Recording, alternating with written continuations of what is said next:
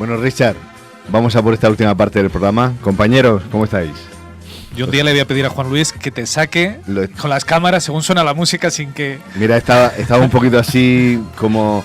Además el tema de Lara, que te ayuda a plantearte diciendo, ay, te deja, pero me pones esta música y ya...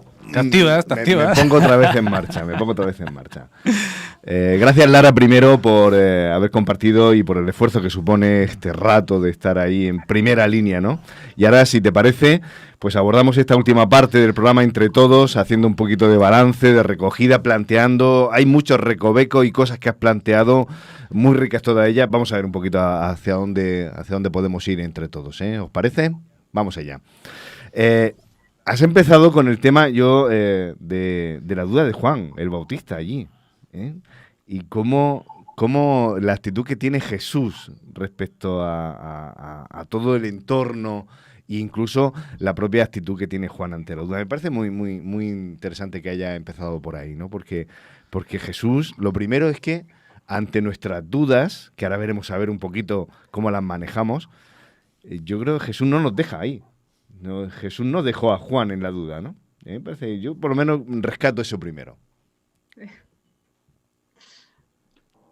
Pues sí, no, que va, él no nos deja. Además, Jesús, siempre que tenemos una duda, él o intenta resolverla directamente, o por lo menos siempre nos dice, espera, y si nosotros vamos a él, por lo menos sentir su presencia y decir, vale, sigo teniendo la duda, pero sé que estás a mi lado, así que en algún momento lo entenderé. Que eso también es la paciencia. Lara le decía a Juanfra lo complicado que es el lenguaje, incluso en el castellano, sí. Como para meternos en hebreo, en griego. Luego con las traducciones uno entiende por qué tantos matices. Y es porque si uno hila muy fino, las dudas no son malas, ¿verdad? Uno plantearse dudas no es malo. El dudar de la persona quizá ya sí.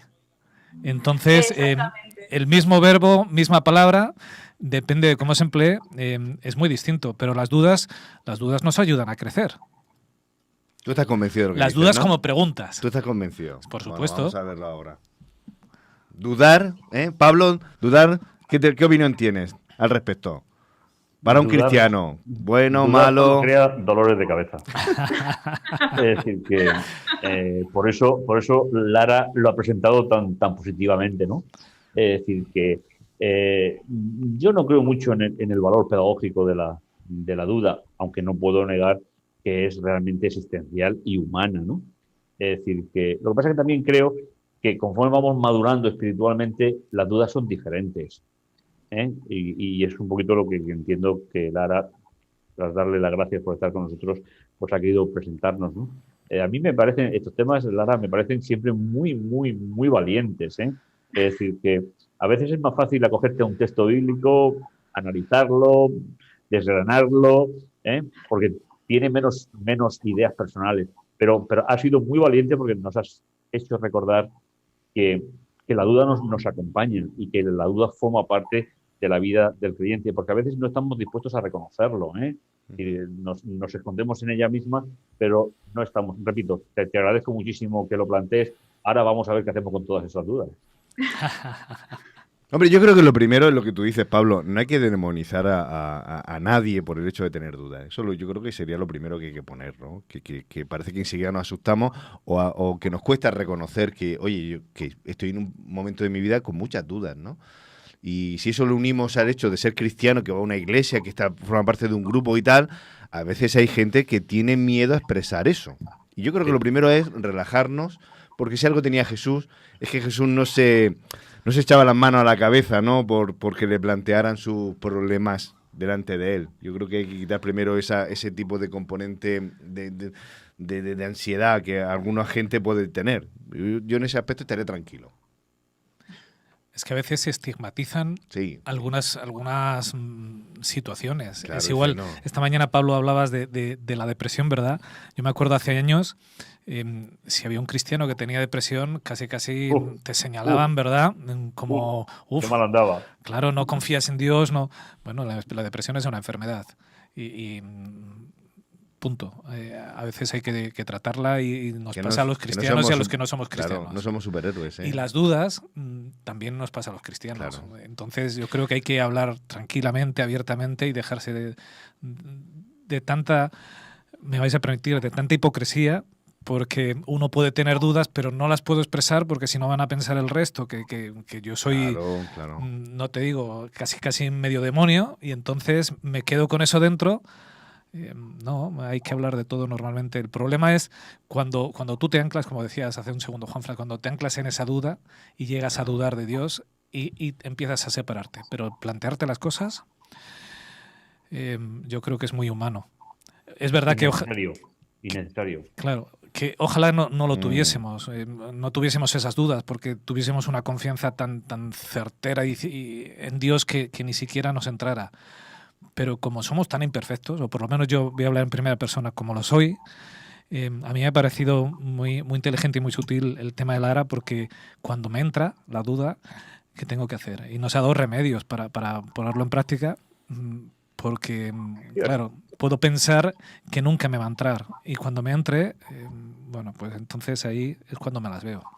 Desde luego ha sido muy pedagógica, ¿eh? en las soluciones, ¿eh? Es decir, ahora hay que saber aplicarlas o poder aplicarlas, ¿no?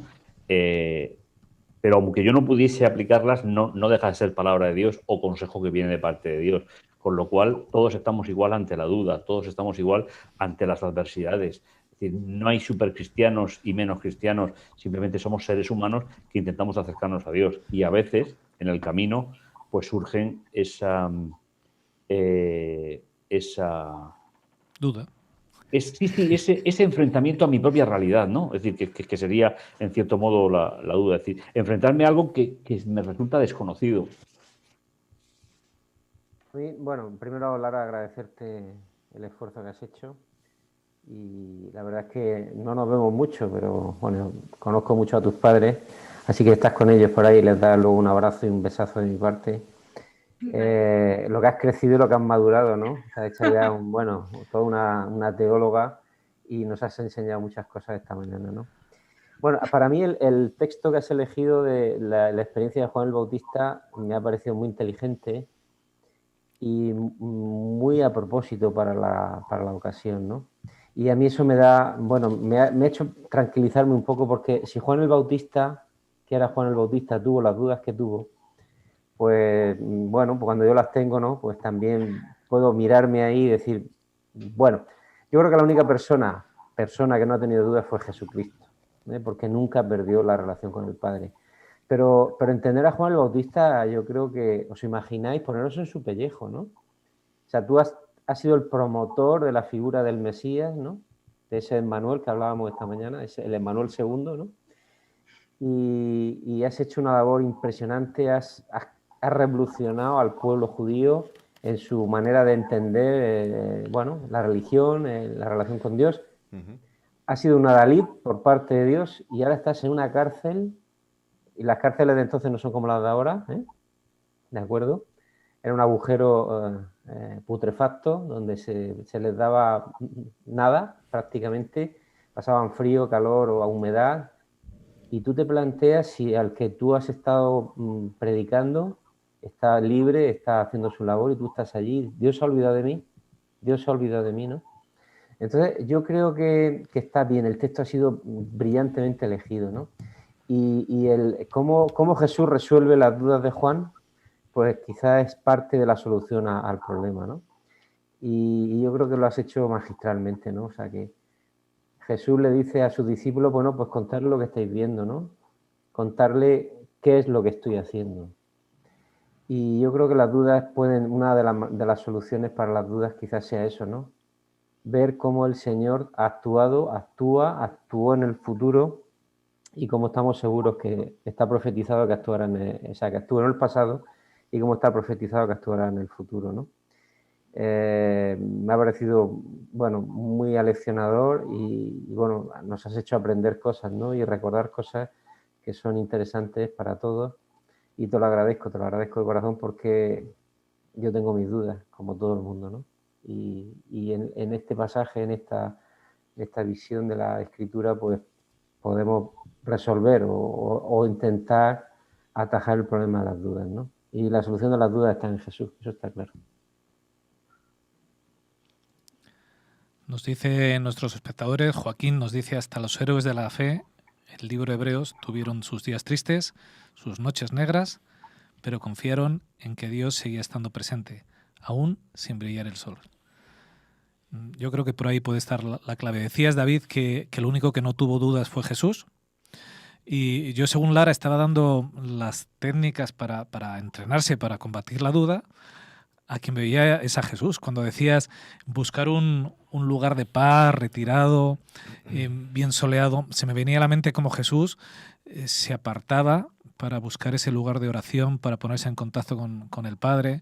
Cuando hablabas en deleitarse, en requerirse en lo positivo, como bueno, Jesús veía lo bueno de cada persona y claro, es verdad, no tuvo dudas. Bueno, voy a ser díscolo, pero te voy a interrumpir. Pablo. No me interrumpas, espera. Pablo, en Getsemaní se puede hablar de dudas. ¿Cuál es tu visión de esos momentos de Jesús cuando está solo y sus discípulos y está ante esa última noche? ¿Podría el título de duda aplicarse ahí? Yo creo que no. Uh-huh. Una cosa es el análisis de la situación y otra cosa es la duda. La duda es una interrupción de relaciones y eso en Jesús no se puede dar nunca. Lo que Jesús hizo fue analizar la situación que tenía. Uh-huh. Pero cuando le dice, por ejemplo, perdona, yo es que quiero ser un poquito ahí metiendo el dedo, que pase de mí esta copa. Análisis de situación. Ajá. No duda. No, pero no termina el texto. Pero no se Juanfran. cumpla mi Claro, voluntad, será la tuya. Es que, ay, madre mía, no, es que no puedo. Es decir, yo creo que analizar la situación es necesario. Sabéis, no se suele utilizar, pero Jesús fue el condenado a muerte por los romanos en la cruz que menos tiempo estuvo sufriendo. No hablo de intensidad, hablo de tiempo. Uh-huh. Porque según las crónicas de la época, la media eran 14 o 15 días. Y si eran judíos, se le bajaban 2 sábados de la cruz y luego lo volvían a crucificar. Con lo cual era todo... Jesús murió en un par de horas. Entonces, durante ese tiempo, yo creo que la duda no. Analizar la situación, eso también forma parte de todo su ministerio. Analizar las consecuencias del pecado en la vida del ser humano, ¿no? Entonces, por lo menos esa es mi impresión a una pregunta así tan bien elaborada y hecha con tanto tiempo para pensarla, etcétera, etcétera, ¿no? Entonces, yo creo que duda no. Análisis de la situación sí, y desde luego él salió reforzado porque nunca rompió la relación personal con el Padre. Uh-huh. Es más, yo estoy de acuerdo contigo, Pablo. Si nos vamos a los textos, es que utilizar los textos y dice la mitad de lo que dice el texto. Pero es lo que hacen algunos, iba a decir los buenos teólogos, no, los malos teólogos. No, los teólogos, Juan Prat. Muchos de ellos, sí. El punto más crítico cuando Jesús dice, Padre, ¿por qué me has abandonado? Eso es. Vale, que es lo tenía en la recámara, pero ya que me lo sacas. Vale, que es su separación, el peso del pecado le hace la separación con Dios, vuelve a hacer un análisis de situación, porque seguido dice... En tus manos encomiendo mi espíritu. O sea, me acabas de dar un pero inmediatamente, sin dar lugar a la duda. En un momento en el que ninguno nos hemos visto ahí, la separación total con Dios. Después de haber vivido en la presencia de Dios continuamente, que tenga la fe, la seguridad de en tus manos encomiendo mi espíritu, no te veo, no te siento, no puedo sentirte cerca, pero aún así confío en ti. Es todo lo contrario a la duda. Es el espejo en que mirarnos. Fíjate que Lara ha hecho mención. ¿Por qué la duda? He puesto aquí alguna nota que he rescatado mientras te escuchaba, Lara. Decías, porque somos humanos. Ya dudamos, ya es la evidencia, ¿no? Y porque dejo que anide, has llegado a decir.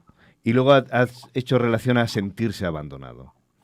Y parece que en nuestras vidas van una cosa asociada a la otra, es decir, las dudas, las ansiedades, los cuestionamientos, cuando sentimos el abandono, y hay mucha gente cada vez más sola, y que no tiene esos recursos y ese espacio donde agarrarse y donde decir, ahí échame una mano, ¿no? Y ya puede ser una esposa, un marido, un hijo, un compañero u otro tipo de recursos, ¿no?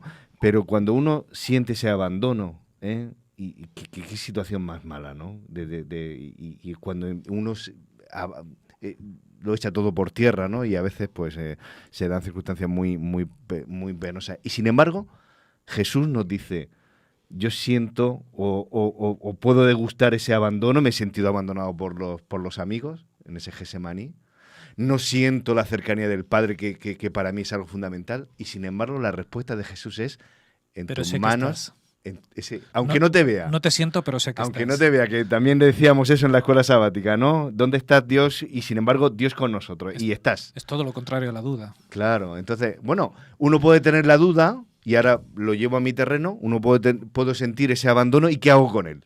¿Qué hago con él? Y esa es un poquito, yo creo que Jesús nos da la respuesta, es una de las claves que estaba diciendo, ¿no? Aunque no te vea Dios, sé que estás ahí, en ti descanso, ¿no? En ti encomiendo mi espíritu. Y eso es, vamos, ya, me tapas la boca, zasca.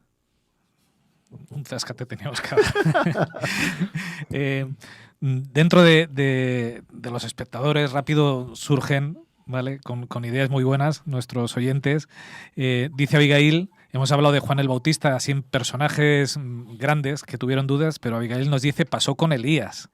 Fue instrumento y testigo de un espectáculo extraordinario del poder de Dios ante los sacerdotes de Baal, y luego huye por una amenaza, cae en depresión, y con amor Dios lo recupera. ¿Verdad? La duda, vamos a desmitificarla, porque el problema, yo creo que lo que nos tendría que quedar claro, no sé si estás de acuerdo conmigo, Lara, el problema no es la duda, sino quedarse en la duda. ¿Qué hago yo con ella? Ese sería, ¿no? Yo creo que es un problema de actitud, ¿no? ¿Qué pensáis los demás? No, yo creo que es un problema de relación. Un problema de relación, vale. Cuando uno está fuertemente afianzado en Dios, hay pocas dudas, ¿eh? Y aunque, como decís, el caso de Jesús, aunque no entienda lo que está pasando, yo creo que Jesús sí lo entendía porque tenía claro su misión, pero encomiendas tu espíritu a Dios, ¿no? O sea, que le dice, Señor, aquí estoy, y tú ya me conoces y tú sabrás lo que haces conmigo, ¿no? A veces entender las cosas no quiere decir que uno participe de eso. Yo entiendo a mis hijos adolescentes, pero coña, estar todos los días con ellos duele, ¿eh? Te digo yo que a veces dices tú, salgo por la puerta, ¿eh? O sea que yo la teoría me la sé, ¿eh? O sea que... Y lo Jofra, esa enfermedad se pasa con el tiempo. Verdad que sí, pero quiero decir que uno puede entender las cosas y decir, no, si yo sé de esto, ¿por qué se produce? Pero coña, es que fastidia, ¿no? Pero bueno, perdona, David, que te había cortado. No, que yo creo que la duda es un problema relacional también. Es que volvemos a lo mismo, ¿no? Cuando uno comprende quién es Dios, el poder que tiene y lo que puede hacer con mi vida, pues aunque los momentos sean malos, como los de Juan el Bautista, Dios es humano, ¿eh? La duda es humana. Pero, que repito, mira, el Espíritu de Profecía dice que cuando volvieron los discípulos y le dieron las noticias que Jesús le había encomendado, Juan cambió su perspectiva, ¿eh? Juan entendió que Jesús era el Mesías, que él había colaborado en la misión del Mesías y que su vida había, o sea, por así decirlo, el cometido fundamental de su vida estaba cumplido. Y Juan murió en la esperanza de la resurrección y va a estar en el cielo, ¿no? Así lo expresa el Espíritu de Profecía. O sea que, ¿cuándo resolvió la duda Juan el Bautista? Pues cuando dio cabida al Mesías, ¿no? Y yo creo que de alguna manera eso es un poquito lo que nos ha llevado a Lara. No sé si ella estará de acuerdo con lo que estoy diciendo. Puedes intervenir, puedes contradecirme, evidentemente. Pero creo que al final es un tema de relación con Dios. Y las dudas son humanas, no son divinas. Dios no duda, lo tiene todo muy claro. Pero también nos puede ayudar, en base a lo de la relación con Dios, en el momento de duda, también lo que he dicho, ¿no? Saber dónde estoy y ver la trayectoria y entonces recordar esos momentos en los que sin Dios no habríamos podido salir. Y entonces es como si en ese momento y en el otro estuvo Dios a mi lado, en este sigue estándolo. No lo noto, como decís que también le pasaba a Jesús, no noto nada, pero sé que estás aquí y eso me sirve. Y es un primer paso enorme para que la duda se quede solamente ahí, en el primer escalón, y no empiece a echar pájaros y nidos por nuestra cabeza y nos lleve hacia donde no tiene que llevarnos. Y también es súper importante, ¿no? A nivel de todo, de mitificar la duda como, no, aquí nadie duda, sino que tener ese foro de confianza de decir, tengo dudas en esto, y que también la iglesia o entre hermanos se puedan expresar las dudas y ser un apoyo los unos a los otros, porque muchas veces, por miedo al qué dirán si manifiesto alguna duda, me callo y a lo mejor, pues oye, una persona que podría tener esa respuesta o esa palabra de aliento ante mi situación o ante mi duda, pierdo esa oportunidad y va a más, ¿no? También esa confianza entre hermanos y esa unión, porque al final la iglesia también está para eso, para que hayan lazos entre personas que creemos en Dios y nos apoyemos. Ahí ya, Lara, yo ya tengo mis dificultades en lo último que has dicho, ¿no? Porque, Yo quiero ser optimista, no todos tienen la misma madurez para juzgar a los demás. Ya. Esa idea que planteábamos hace un momento, ¿no? De que no se puede tener, de que un pastor no puede tener una enfermedad psiquiátrica, ¿no? Por ejemplo. Eso ha sido súper criticado a lo largo de la historia. A mí me lo han criticado. No. Una enfermedad es una enfermedad y forma parte de nuestra existencia en este mundo.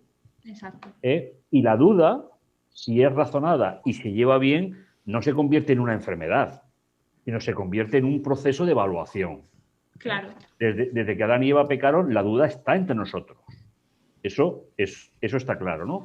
Jesús no lo tuvo. Bueno, pues ahí ya entraríamos, que no es el tema de hoy, a evaluar si tenían una naturaleza o tenían naturaleza, pero eso ya es teología, con lo cual ya es otro tema. Pero lo cierto es que Jesús controló la duda, y al menos es nuestro ejemplo, ¿no? Es decir, no permitió que la duda él siempre contestó, escrito está. Con lo cual, para nosotros también debería de ser en el proceso un buen método. Es decir, ¿qué me aconseja Dios? ¿Qué dice Dios que yo tengo que hacer ante la incertidumbre de la enfermedad, del fallecimiento de un ser muy cercano, que son los momentos de mayor crisis del ser humano, ¿no? Ahí sí que tendríamos que madurar y un poco hacer como Juan el Bautista, ¿no? Es decir, que...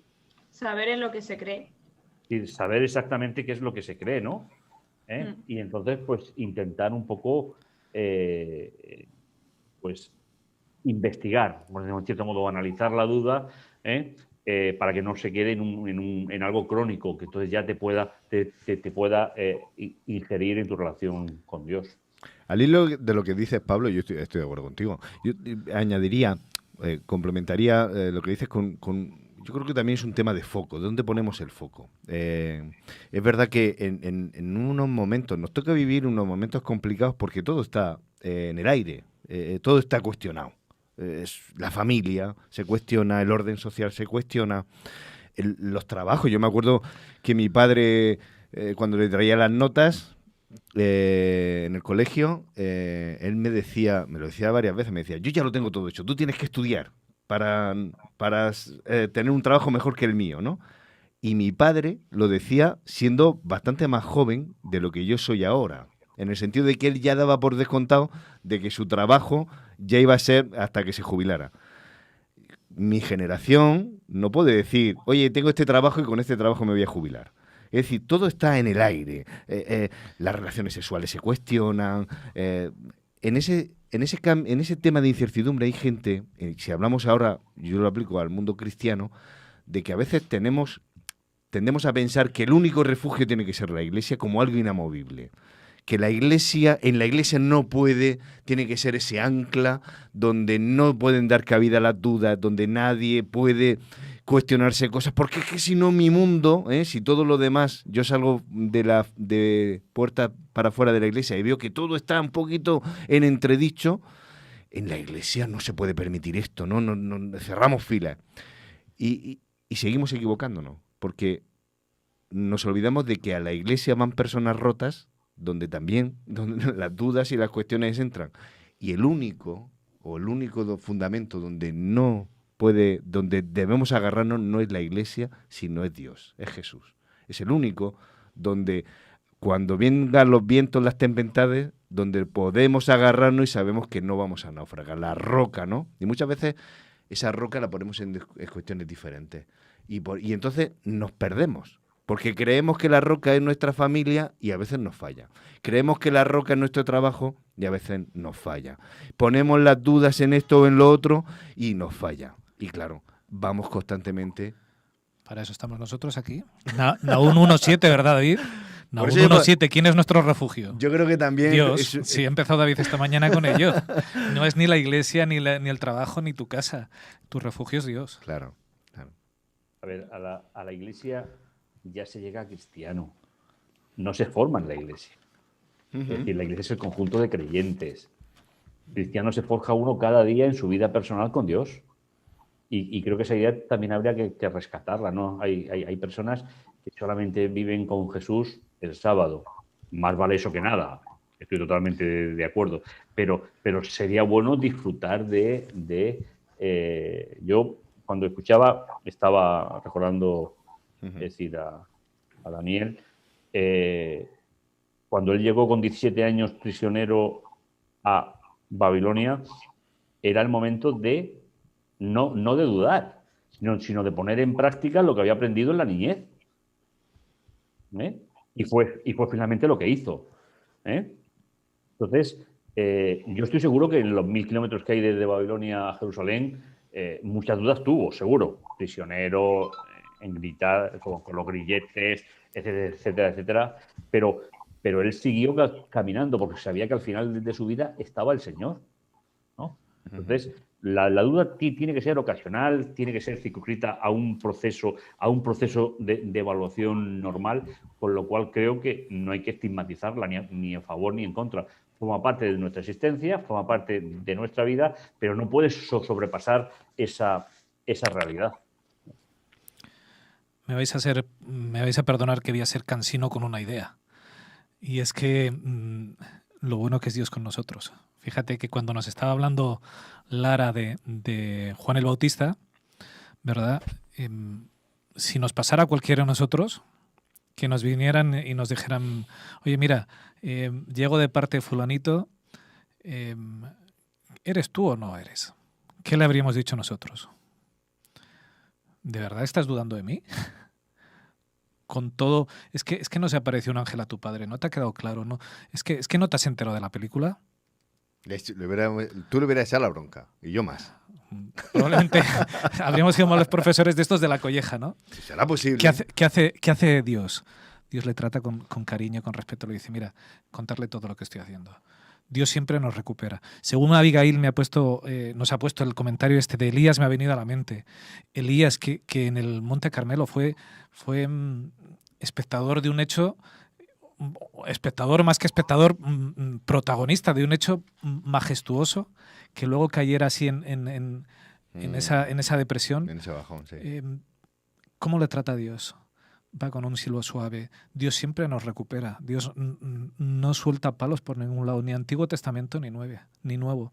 Dios siempre es el Dios de amor que nos busca como personas. Entonces, yo quiero seguir resaltando esta idea porque yo creo que es algo que tenemos que tener muy claro. David empezó esta mañana con Dios es bueno, y creo que es algo que tenemos que recrear nuestra mente, que Dios es bueno en todo momento, que lo ha sido siempre, que Dios siempre busca nuestro bien y que va a buscar recuperarnos en todo momento. Que tengamos eso presente, porque si somos capaces de vivir eso y de transmitir eso, estaremos haciendo un favor a la sociedad inmenso. Dios nos ama en todo momento, y eso probablemente en las dudas, no sé si estás de acuerdo conmigo, Lara, pero nos ayudará mucho el saber que Dios siempre ha sido bueno, siempre va a ser bueno, y que en Él solo hay bondad. Sí, y que pase lo que pase nos va a recuperar con amor, que cuando volvamos no va a haber ni una colleja, ni una reprimenda, ni... Habrá consecuencias o cualquier cosa según lo que hayamos hecho, pero siempre vamos a sentir la mano de Dios y su amor. Y con eso yo creo que ya se supera todo lo malo que pueda venir. Con el amor de Dios y su compañía, yo creo que con eso se puede superar cualquier cosa. Tengo un comentario de YouTube y luego otra cosa que decir. Yo es que hablo mucho, ¿qué le vamos a hacer? Dice Joaquín, estaba hablando un poco en hilo lo que estabas diciendo tú, Juanfra, de cómo somos nosotros. Dice, la misma esencia atrofiada del ser humano caído es vivir una crisis permanente, existencial, emocional, económica, relacional. Vivimos sumidos en un torbellino infernal, ¿verdad? Así somos los seres humanos. Bueno, si uno lee solo ese comentario y ya dice, apague, vamos, no, esta es la persiana, no, esto no tiene remedio, ¿no? Pues sí que lo tiene, porque Dios nos sigue buscando y cree que tenemos remedio. A pesar de que esta es nuestra esencia, Dios ve más allá y dice, vale, sois así, pero os puedo cambiar. Puedo hacer por vosotros lo que no os imagináis. Claro. Es que un diagnóstico es necesario, ¿verdad, David? Un diagnóstico certero es fundamental, pero hay que aplicar un buen tratamiento, ¿no? Porque lo que queremos es sanar. efectivamente. El diagnóstico es básico porque si no, no sabes qué tratamiento tienes que poner, ¿no? Si lo tienes claro, es más fácil, mucho más fácil, ¿no? Lo que pasa es que a veces el cristiano, muchas veces nos quedamos en el diagnóstico solo, ¿no? Decimos, qué malos somos, qué malos sois, es que esto no tiene remedio. O es que realmente es verdad, soy un cristiano que duda, está la duda, ¿no? Y nos olvidamos de que tenemos un tratamiento a nuestra disposición. Yo al escuchar a Lara también me he acordado de Job, ¿no? A mí Job es un personaje que me sigue fascinando todavía después de tantos años y después de haber leído varias veces y estudiar el libro, ¿no? Hay un montón de cosas todavía del libro que no entiendo. Pero este hombre que aparentemente durante la crisis existencial que tuvo no dudó, ¿no? Al final dice, de oídas te había oído, pero ahora mis ojos te ven. Es decir, que él todavía necesitó, y yo creo que Dios utilizó este mal momento que el enemigo le planteó en su vida todavía para no solo ayudar a sus amigos y hacerles cambiar el chip de lo que creían, sino aprovechó también para reforzar, ¿no? Y quitar las poquitas dudas que podía tener este hombre en su vida, en su existencia y en su relación con Dios, ¿no? Yo creo que ahí también tenemos cosas de las que aprender, creo, ¿no? La solución a las dudas, de oídas te había oído. No, cuando oímos, o sea, conocemos a Dios de oídas, vienen dudas. Pero cuando vemos a Dios, cuando Dios es patente en nuestra vida, pues las dudas se hacen más chiquititas e incluso desaparecen. Vuelvo a insistir en que es un tema de relación con Dios, de conocimiento de Dios. Cuando conozco cómo es Dios, cuando conozco el poder que tiene, ¿qué es lo peor que puede pasarme? Lo peor que puede pasarme es que muero, ¿no? Pero es que cuando muero en las manos de Dios me espera un despertar maravilloso, ¿no? Entonces hasta ahí yo creo que Dios tiene las mejores soluciones. Fíjate, David, que tú haces referencia a la experiencia de Job y Lara ha hecho referencia más de una vez al tema de los amigos. Y me gustaría que afianzaras un poco esta idea, ¿no? Los buenos y los no tan buenos amigos. El entorno, ¿no? No sé si... Bueno, ella ha hablado de la iglesia como un lugar de ayuda, ¿no? De apoyo. Y de la iglesia debería ser un lugar de apoyo, un lugar en el que los que son más fuertes ayudarán a los que somos menos fuertes, ¿no? Yo creo que debería ser así. Pero por desgracia no siempre es así, porque somos como somos, ¿no? Entonces, cuando eso falla, que a veces falla, por desgracia, pues nos queda el único que nos falla. Es que deberíamos o sea, Lara, agradezco la visión, porque yo también siempre he pensado que la iglesia debe ser un sitio como tu casa, ¿no? Cuando tú llegas a tu casa, ¿no? Cada casa tiene un olor característico, ¿verdad? Cuando abres la puerta, estoy en casa. Qué gusto, ¿no? Qué tranquilidad, un sitio de recogimiento, de protección, ay, qué bien que se está aquí, ¿no?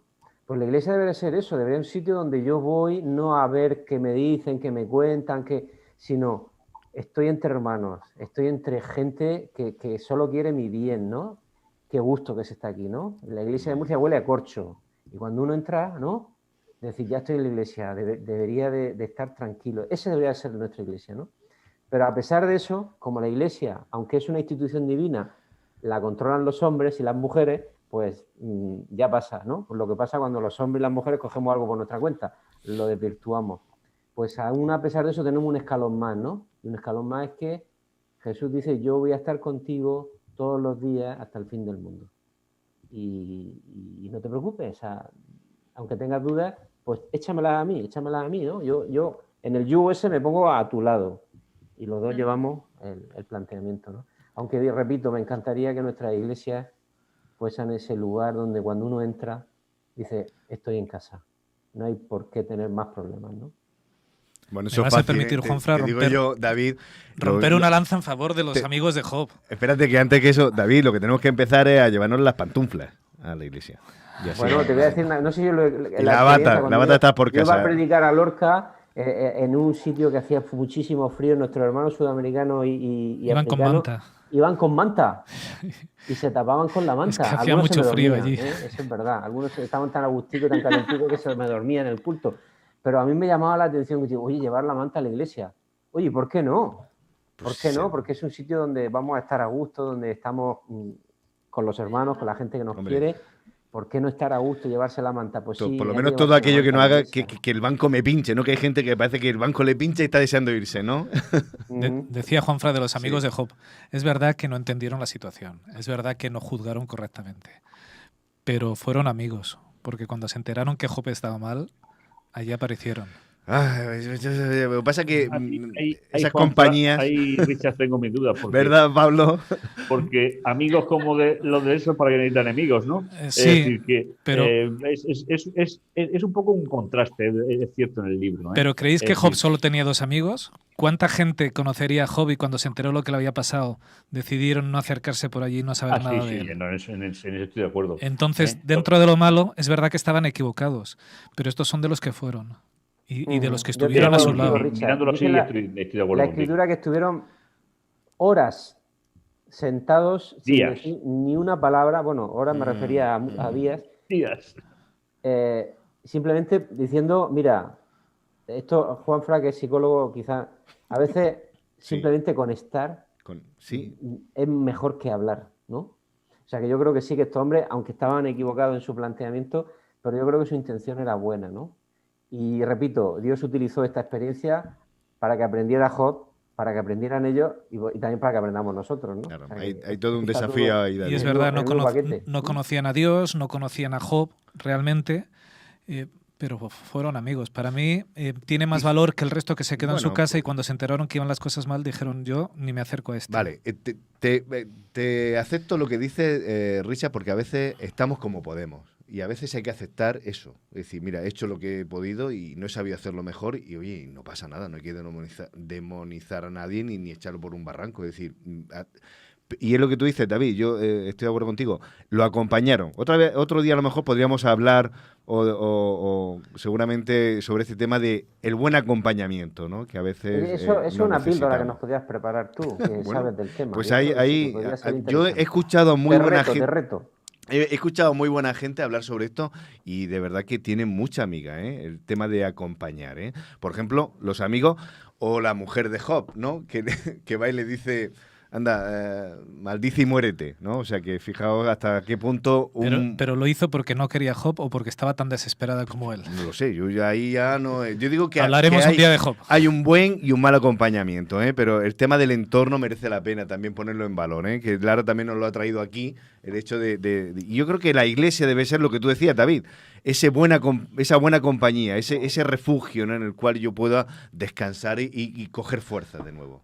Pablo, tenemos una pregunta para ti de los oyentes y luego yo tengo una para Lara mía. Pablo, te dice Virgi, ¿quién decide cómo y cuándo moriremos? Te la digo para ti porque como la veo tan complicada. Esa va un poquito de vuelta. Quiero decir, cuidado Pablo, que va envenenada la pregunta. A ver. No, nuestros oyentes son buenos. Nosotros somos un proceso químico. Y la enfermedad acaba con la vida del ser humano cuando se dan las circunstancias. Yo lo que no voy a admitir como punto de partida es que Dios está al principio de la vida y al final de la vida. A mí esa idea no me cuadra. Lo primero porque al principio de la vida está que Dios puso en nosotros la capacidad de reproducción. Y eso es un proceso químico y físico. Bueno, y con la muerte pasa muchas veces igual. Es decir, un accidente de tráfico, se rompen las leyes físicas y tú te quedas en el camino. ¿Que Dios lo conoce? Sin ninguna duda. Que Dios interviene, yo personalmente tengo mis dudas. Es decir, esa también es una idea muy medieval de que Dios lo controla todo, de que Dios está al control de todo y a veces no nos damos cuenta que estamos anulando la propia esencia de Dios. Por lo tanto, la pregunta no es fácil, es especulativa, por lo tanto, la respuesta va a ser igual, o por lo menos yo no tengo más. Yo no veo a Dios siempre ni al comienzo de la vida, porque finalmente una violación es una transgresión contra la ley de Dios y de ahí nace un niño. Y a veces hay procesos físicos que diseñamos los seres humanos que nos dejan en el camino.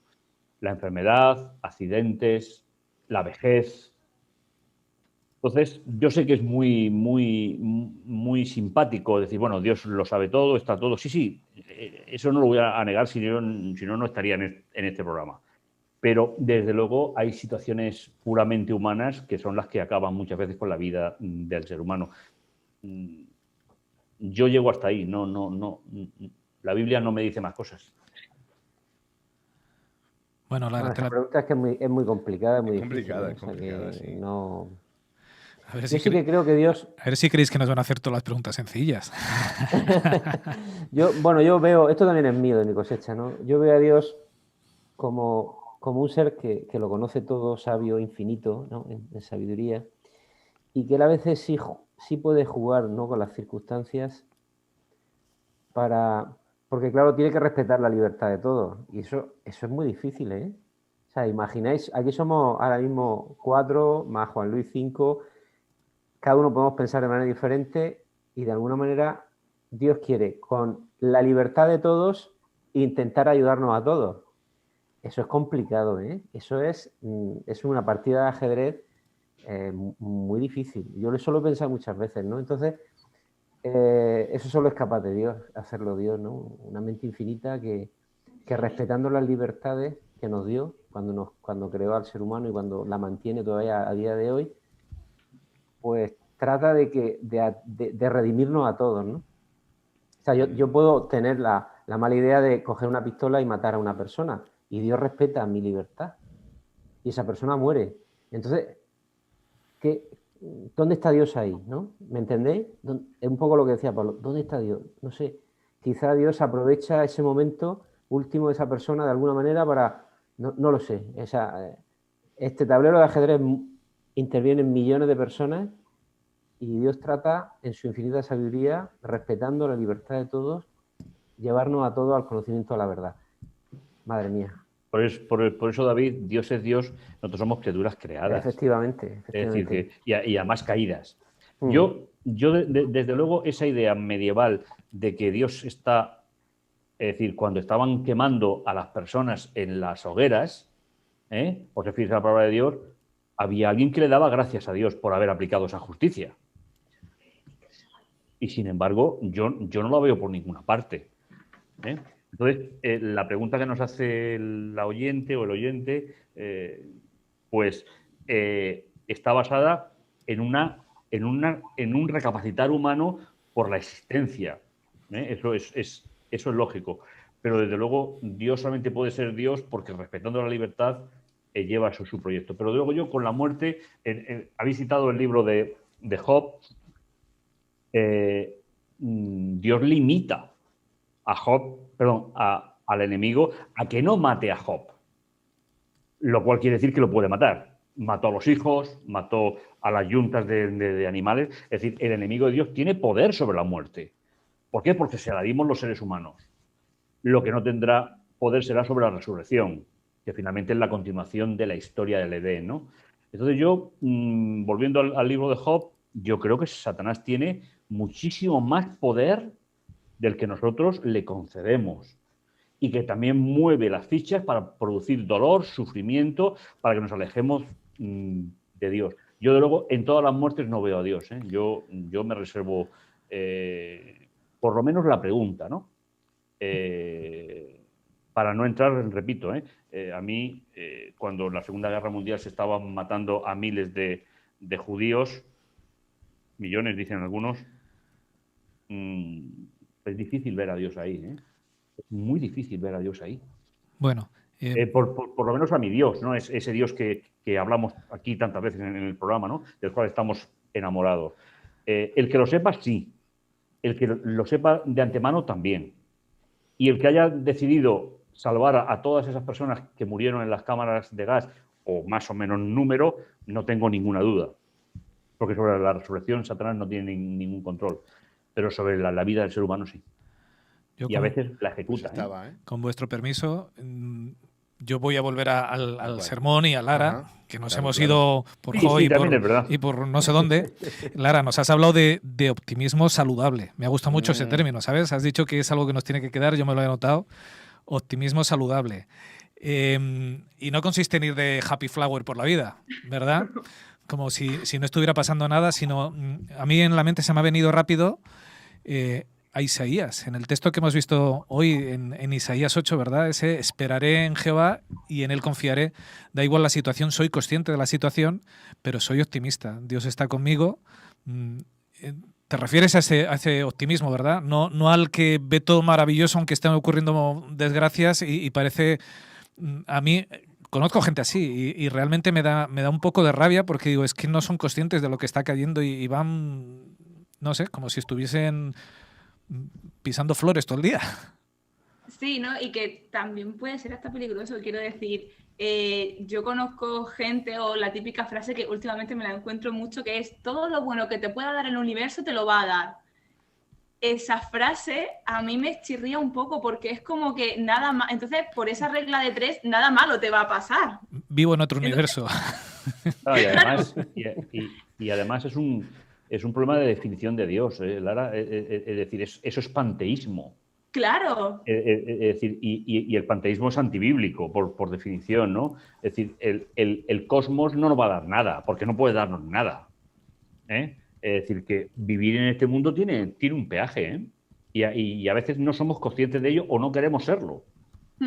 Y al final un optimismo saludable, esas dos palabras, yo creo que tiene que estar también basado en un realismo, es decir, mira, está el mundo que se está cayendo a pedazos. Vale, sí, lo sé. ¿Me echo las manos a la cabeza y me pongo a gritar como pollo sin cabeza? No. Intento sonreír y sacar fuerza con la ayuda de Dios y ver el futuro de manos de Dios hasta dónde me puede llevar. Entonces sí, todo a mi alrededor está hecho un caos, lo sé, sé que eso me va a limitar, pero no dejo que eso intente influir en mi vida, o por lo menos que no me derrumbe siempre. Que me tengo que derrumbar, pues oye, todos nos derrumbamos alguna vez, pero también tenemos el derecho a derrumbarnos y a levantarnos gracias a Dios. Y el optimismo saludable es eso, es sabiendo lo que hay, intentar siempre seguir hacia adelante y intentar ver el lado positivo de las cosas, de lo que tenemos. A ver si te lo estoy entendiendo bien con un ejemplo práctico. Estamos en medio de una pandemia, ¿verdad? Claro. El optimismo saludable podría ser el dar gracias a Dios porque tenemos vida y oportunidad para cada mañana caminar junto a Él, para arrepentirnos, para empezar de nuevo a su lado. Podría ser eso. Claro. No evito que estamos en una pandemia, no evito las consecuencias que hay, pero sí que veo que bueno, sigo teniendo una oportunidad para caminar junto a Dios y eso es optimismo. Sí. A mí me gustaría añadir, porque lo he sufrido esta semana. Alguien me ha cuestionado esta semana que los enfermos de COVID que han sido descubiertos esta semana, tanto en Cartagena como en el grupo norte, me preguntaba si realmente yo creía que ellos tenían fe o eran cristianos. Y son de esas preguntas que me contengo porque soy pastor, o lo digo de verdad, o soy el pastor.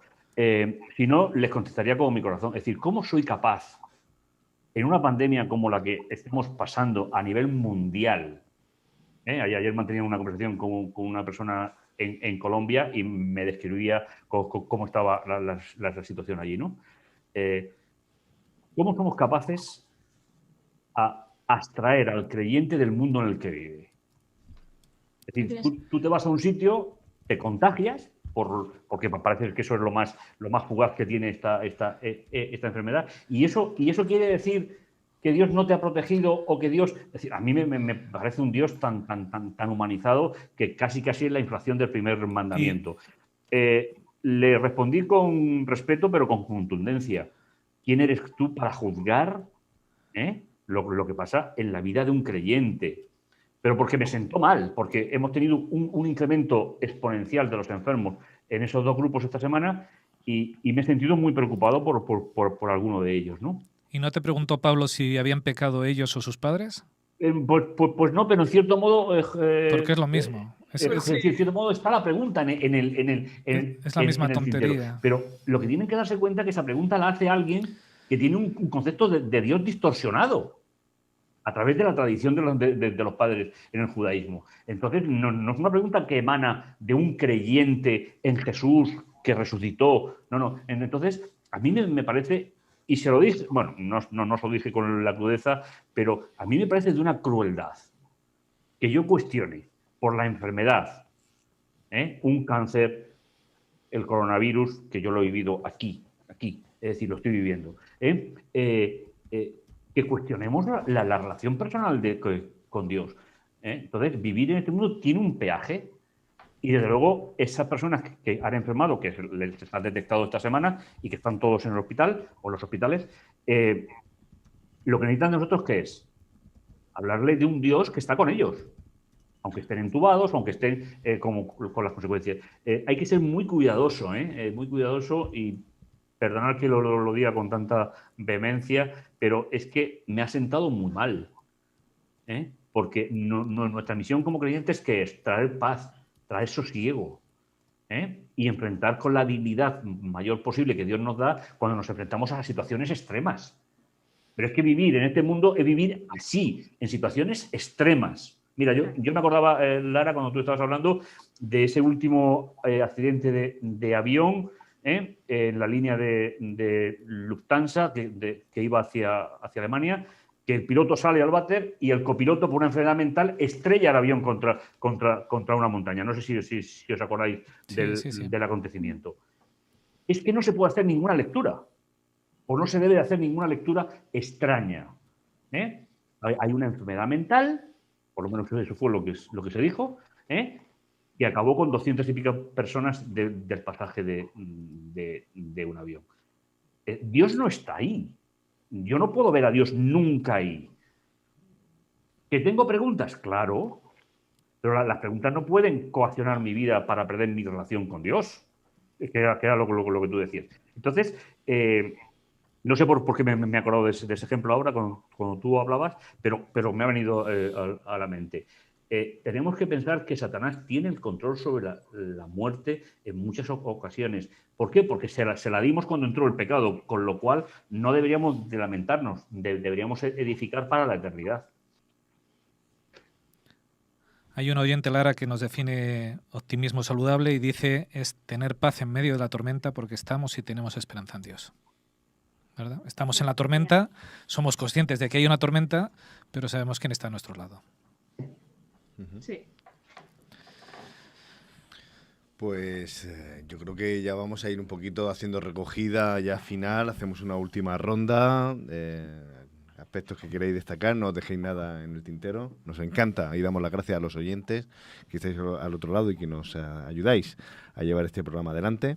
Así que, bueno, yo sí que pondría a lo mejor encima de la mesa algo que se me ocurre, y es que habrá que aprender a dudar, ¿no? Habrá que aprender a saber cuestionarse las cosas, a saber gestionar la duda. Yo creo que, o por lo menos a mí me sirve eso, de que seguramente algo saludable será asumir que somos frágiles, que podemos tener, como decía Pablo, debilidades, momentos pues de enfermedad, momentos que necesitamos. Yo creo que asumir la necesidad y ver qué hacemos con ella, ¿no? Es que como no lo asumamos lo llevamos claro, ¿eh? Pues es que a veces vamos... Porque aquí, a partir de los 120, como mucho, pues no se libra nadie. O sea, si no lo asumes ahora, lo asumirás dentro de unos años. Bueno, pues te digo yo que mucha gente va por la vida pensando que no necesita a nadie y que yo lo valgo, y hace así en la camiseta suya diciendo esto me lo merezco, ¿no? Algunos se van a llevar disgustos. De aquí a unos pues años así se nos van a va, llevar disgustos. así nos va. Muchas veces, pues eso, vamos disonantes por la vida y llenos de trastorno y de... Bueno, podremos ahí meter muchas cosas. Bueno, pues yo creo que aprender a dudar es aprender a saber en qué punto estamos. Y eso nos ayuda a situarnos nosotros, a situar a Dios y a saber transitar por este proceso, de que muchas veces va a ser con altibajo. Un poquito lo que yo quería destacar, y me gustaría oíros y escucharos a todos. Bueno, si me permitís, a mí la única duda que me da miedo es dudar de Dios. Esa es la única duda que me da miedo. Las demás dudas yo creo que son pedagógicas, ¿sabes? El que mis alumnos duden y pregunten le hace que puedan investigar o les pueda yo ayudar en algo, no mucho, pero algunas veces ayudo algo, ¿no? Lo único que me da miedo a mí personalmente, y lo pienso muchas veces, no solo a la raíz del sermón de Lara, que repito, te agradezco mucho, sino de siempre he pensado que dudar de Dios, eso sí que puede dañar mi relación con Dios, ¿no? Lo demás, creo que este mundo es como es, Y bueno, aquí estamos, ¿no? Y habrá muchas cosas que no comprendamos, pero eso no nos debe hacer dudar de Dios. Bueno, pues no sé si... Dale, Pablo. No, sí, simplemente agradecerte, Lara. Creo que hemos, juntamente con nuestros oyentes, pues ayudado a fijar tus palabras. Te lo agradezco muchísimo y gracias por estar con nosotros y esperamos verte pronto, ¿vale? Sí, así que si te vuelvo a llamar, pues tú me dices que sí y ya está. Sí, No ¿vale? dudes, no Muchísimas dudes. gracias por estar con nosotros y que tengas un feliz sábado junto a tu familia. Gracias. Pues nada, agradecerte, Lara. Yo con lo que me quedaría, que es una cosa que estando aquí durante toda la mañana me he acordado, es de cuando era pequeña y bajaba las escaleras y era por la tarde y en la iglesia de Murcia teníais, los pequeños estábamos arriba en el club y los mayores teníais vuestras cosas de mayores. Y yo me acuerdo que cuando terminábamos el club, algunos pequeños nos aventurábamos a bajar y a meternos en vuestras cosas de mayores.